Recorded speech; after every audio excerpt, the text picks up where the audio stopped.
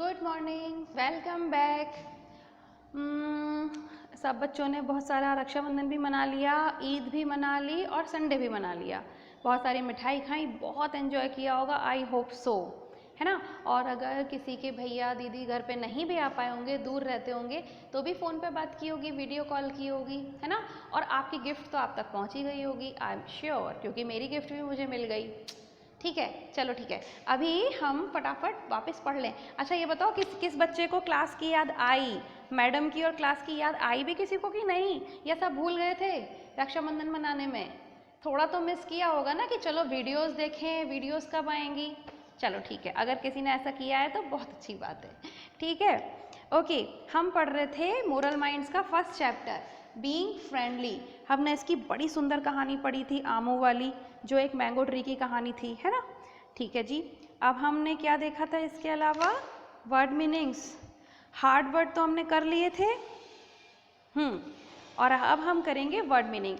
उस दिन मैंने आपको क्या समझाया था कि कोई भी बच्चा बार बार चैप्टर का नंबर और चैप्टर का नाम हर पेज पे नहीं लिखेगा। ठीक है, आपने फर्स्ट पेज पे लिख दिया चैप्टर नंबर 1 बीइंग फ्रेंडली, और फिर आपने नीचे लिखा होगा हार्ड वर्ड्स भी आपने लिख दिए। अब आप क्या करोगे, पेज पलट के सिर्फ वर्ड मीनिंग्स लिखना शुरू कर दोगे डायरेक्ट। ठीक है, कोई भी बच्चा वापस ये नहीं लिखेगा। ठीक है, तो अभी हम लिखते हैं वर्ड मीनिंग्स। ठीक,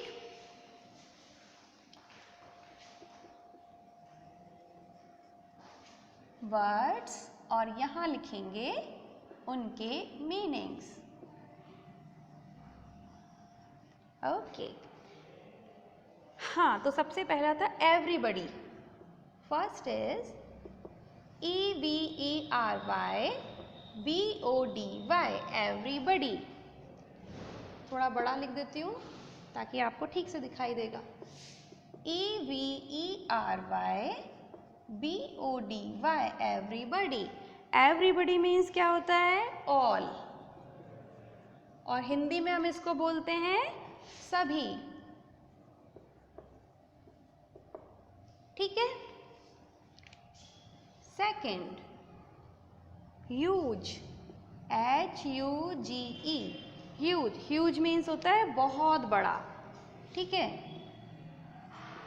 बहुत बड़ा, इसको हम कह सकते हैं very big, very big. Sorry, मैंने पहले हिंदी लिख दिया फिर इंग्लिश लिख दिया। ओके, रुको रुको रुको, यहाँ हम लिखेंगे वेरी बिग, और इसमें क्या लिखेंगे? बहुत बड़ा।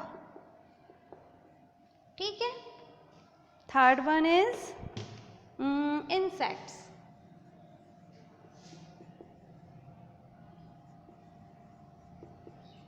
इंसेक्ट्स मतलब होता है कीड़े, है ना। देखे होंगे ना सब बच्चों ने, छोटे छोटे कीड़े सब जगह मिल जाते हैं, तो वो कहलाते हैं इंसेक्ट्स। इनको हम, वैसे तो देखो बहुत तरीके के कीड़े होते हैं, तो किस किस का नाम लिखूं, लेकिन फिर भी मॉथ लिख देते हैं, MOTH, मॉथ। ठीक है, तो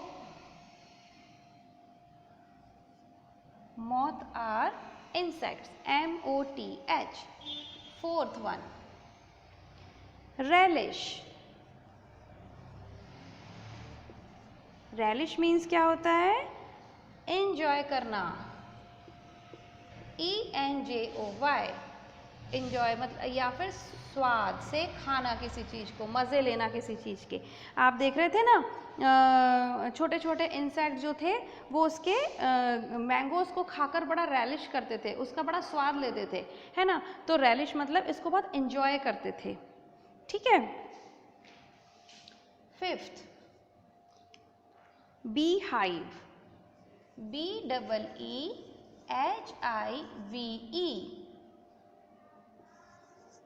बी हाइव। बी हाइव मतलब होता है मधुमक्खी का छत्ता, जिसमें मधुमक्खी रहती है, तो होम ऑफ हनी बी। ठीक है, इसको हिंदी में कहते हैं मधुमक्खी का घर या मधुमक्खी का छत्ता। इसको कभी भी कोई बच्चा पत्थर से नहीं तोड़ेगा, मैंने समझाया था। नहीं तो मधुमक्खियाँ उसे जिंदा नहीं छोड़ेंगी। जिंदा नहीं छोड़ेंगी मतलब उसके पीछे पड़ के उसे काट लेंगी। ठीक है, ये मैंने आपको बताया था। ध्यान रखना हमेशा, पूरी लाइफ में कभी भी ऐसा काम मत करना, नहीं तो बहुत पछताना पड़ता है। ठीक है, नेक्स्ट लिखो। जैसे एवरीबडी था वैसे ही एक होता है नोबडी। नोबडी, ठीक है, और नोबडी का मतलब होता है कोई नहीं, नन या कोई भी नहीं। ठीक है,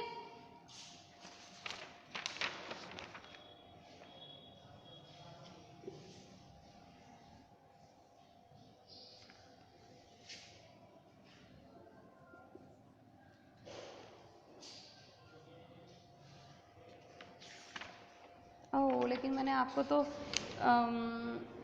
वो करने का तो टाइम ही नहीं दिया। रुको रुको रुको, यहाँ पे ह्यूज लिखा था, यहाँ पे एवरीबडी लिखा था, और यहाँ पे लिखा था ऑल। पहले आप इसको कॉपी तो कर लो, है ना, वीडियो पॉज करके।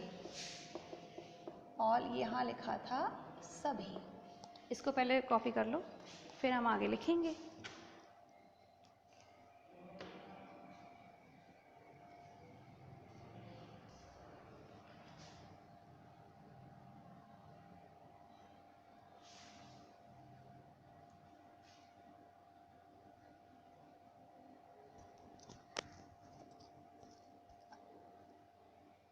ठीक है, कॉपी कर लिया।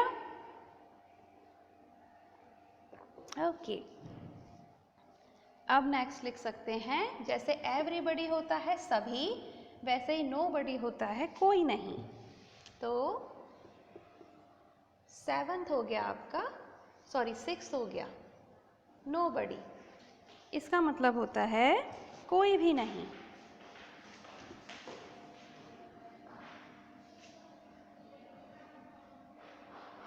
नन, कोई नहीं।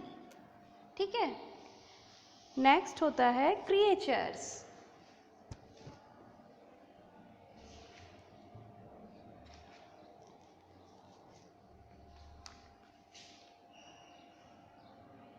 Seventh, CREATURE, creature. क्रिएचर मतलब होते हैं बहुत छोटे छोटे से एनिमल, या कोई भी एनिमल हो सकता है, वैसे तो बड़ा भी हो सकता है, उसे भी क्रिएचर ही कहते हैं। तो क्रिएचर मतलब क्या हो सकता है, एनिमल। इसको हम जीव कहते हैं या जानवर भी कहते हैं, ठीक है ना। तो दिस इज क्रिएचर। और last one is bridge.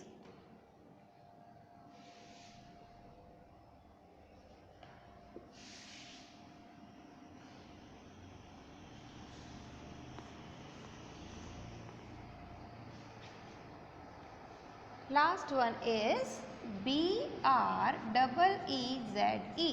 breeze. Breeze means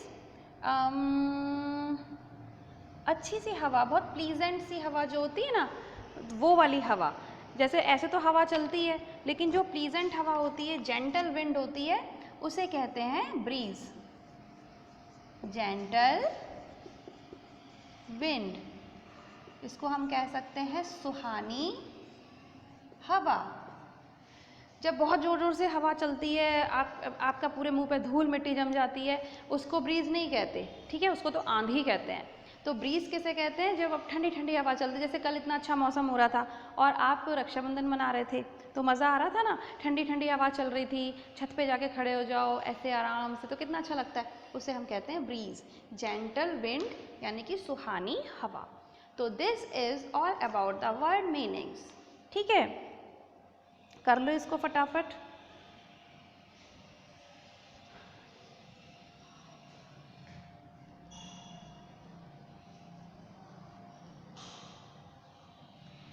अब हम आते हैं पेज नंबर 6 पर ही एक्सरसाइज में।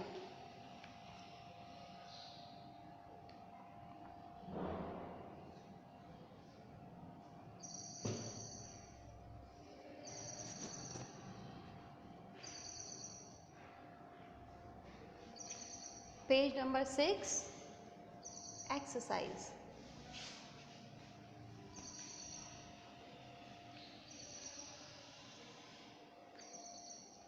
इसमें थोड़े से क्वेश्चंस हैं, पहले वो कर लेते हैं और बाकी हम कल करके इस चैप्टर को फिनिश कर देंगे, ठीक है। अभी हम करते हैं एक्सरसाइज। ये सब बच्चों को कॉपी में करनी है।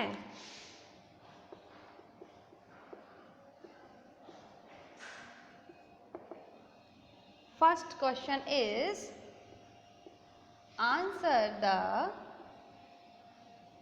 फॉलोइंग, ठीक है, following questions.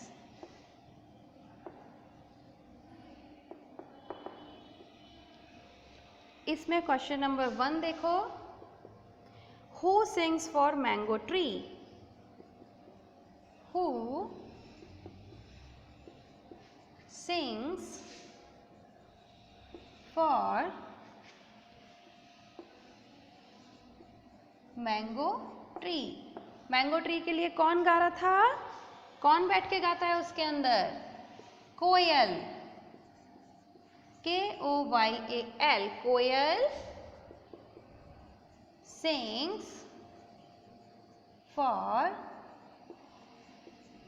mango tree, right?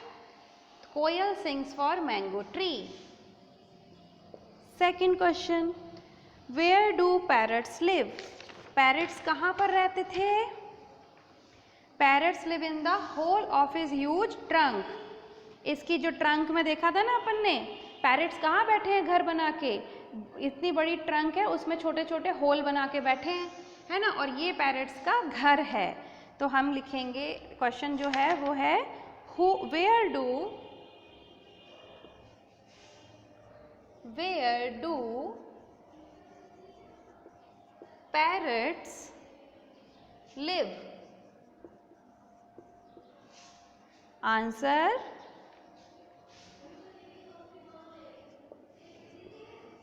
the parrots live in the hole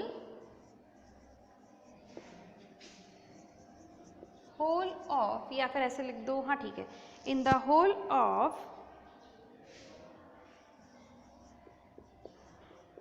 trunk of आमू। आमू की जो ट्रंक थी उसके अंदर होल बना के रहते थे पैरेट्स, ठीक है। तो the parrots live in the hole of trunk of आमू। फटाफट से नोट कर लो इसको।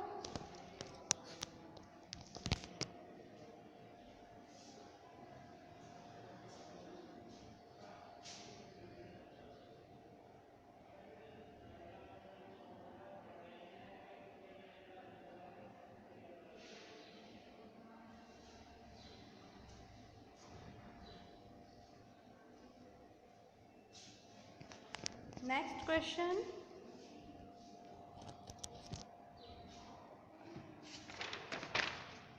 what carries the sweet scent of flowers all around? Okay, जो फूलों से जो इतनी अच्छी अच्छी खुशबू आती है वो सब जगह कौन फैला देता है? बताओ। जो ठंडी ठंडी हवा चलती है, धीमी धीमी प्यारी प्यारी ब्रीज होती है, उसके कारण हमें खुशबू आती है।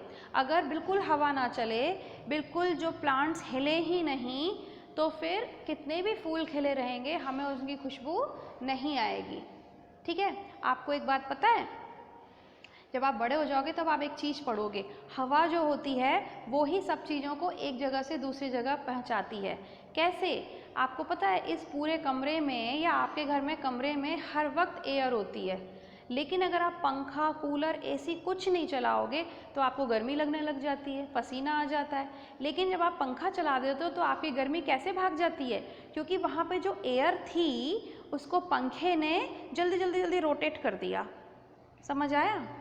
अगर नहीं आया तो बड़े जब हो जाओगे ना तब आएगा, ये जब आप साइंस पढ़ोगे ना तब आपको बड़ा मज़ेदार चीज़ें पढ़ने को मिलती हैं। खैर छोड़ो, अभी हम क्या पढ़ रहे थे कि जो फूलों की इतनी अच्छी अच्छी खुशबू हमें आती है वो कैसे आती है? तभी आती है ना जब हवा चलती है, और जब हवा चलना बंद हो जाती है तब तो खुशबू नहीं आती। तो इसका मतलब breeze carries the sweet scent of flowers all around. तो क्वेश्चन नंबर 3 लिख लेते हैं।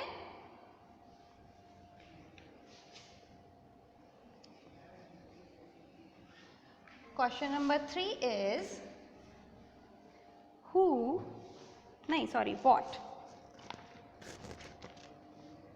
what carries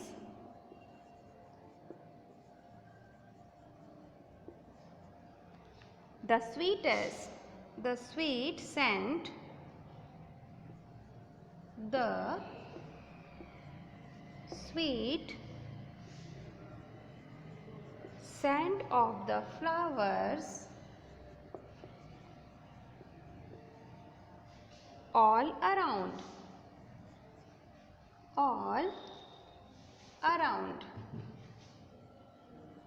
तो अपन को पता चल गया आप सब लोगों को कि कौन करता है ये? Breeze. The breeze carries the sweet scent of the flowers all around. Simple.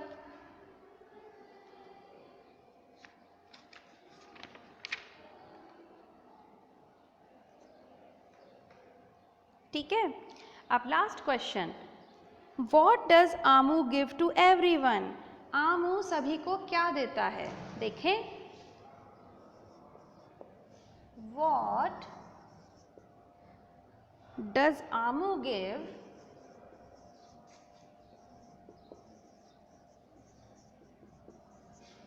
to everyone? Everyone और एवरीबडी एक ही जैसी होती है बात, है ना? तो एवरीवन भी लिख सकते हैं और एवरीबडी भी लिख सकते हैं। तो आप बताओ क्या देता था आमू? लव, केयर, शेल्टर और होम। तो क्या क्या देता था?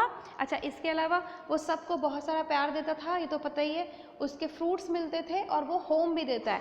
पैरट्स उसमें रह सकते हैं और कोयल भी उसमें गा सकती है बैठ के, और छोटे मोटे जो कीड़े वीड़े होते हैं और बंदर होते थे वो उसके मीठे मीठे आम खाते हैं, है ना? और इसके अलावा वो सबको बहुत प्यार करता था।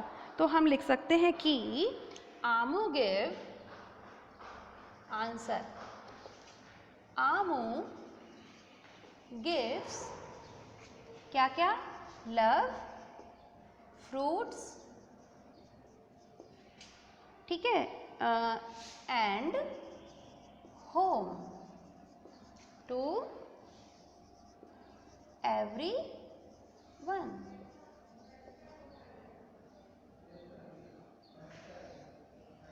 ठीक है ना?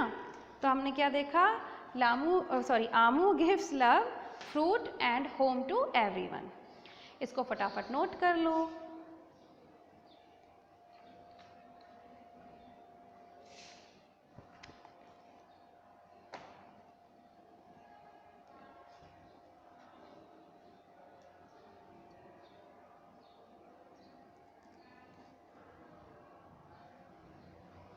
ठीक है, तो अभी हमने इतना पढ़ लिया।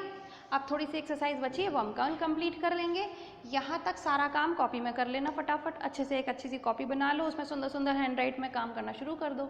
ठीक है, तो meet you tomorrow, till then stay happy and bye bye.